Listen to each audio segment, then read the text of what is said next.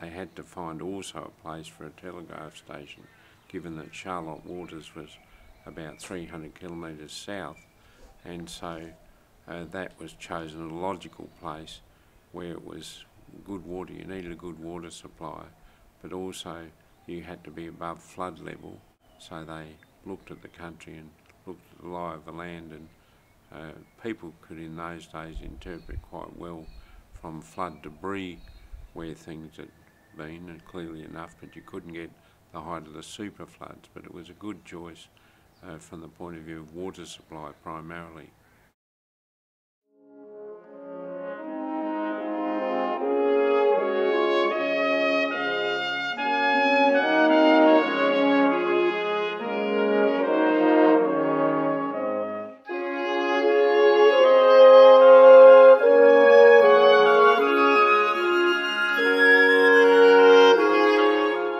I think the crucial thing about the telegraph line is that it was the greatest invention of its era.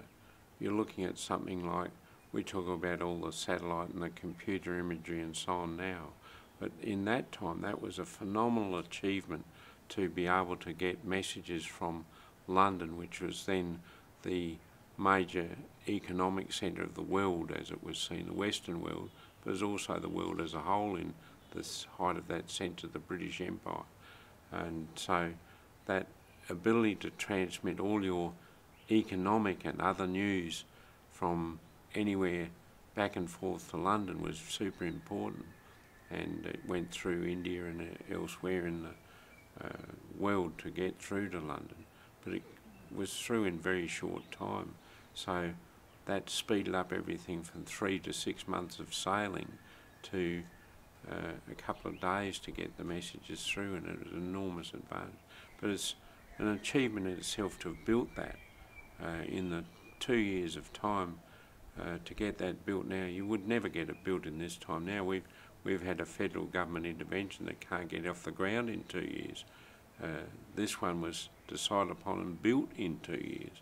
So it's a remarkable achievement by Sir Charles Todd, as he was later knighted for this achievement, was to organise. His organising ability and getting the teams and the right men was quite phenomenal.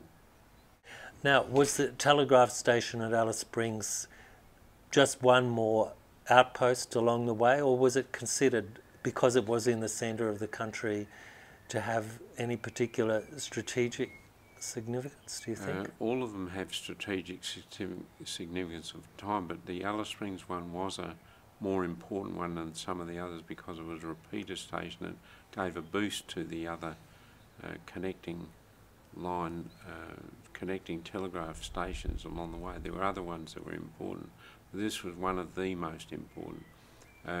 If you look at the old photographs, you can see that it was like all of them. It was made into a fort.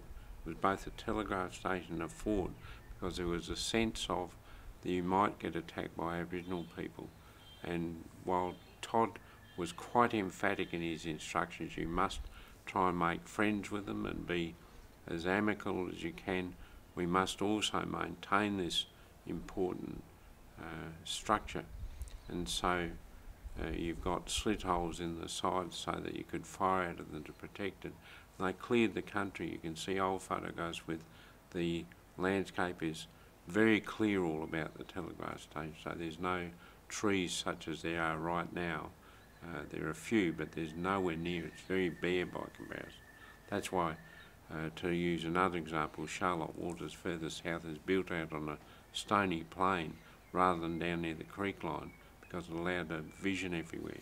It is an amazing, it does have a fortress, still has a fortress-like air about it, but it's also incredible to think that these very solid buildings appeared in the centre of Australia with really nothing else for thousands of kilometres all around. How were they built? How were those buildings created? They hired very good stonemasons to build them. They were like stonemasons were quite common at that time rather than now. So you had many able people who could come up and assist, and that was all part of the construction team.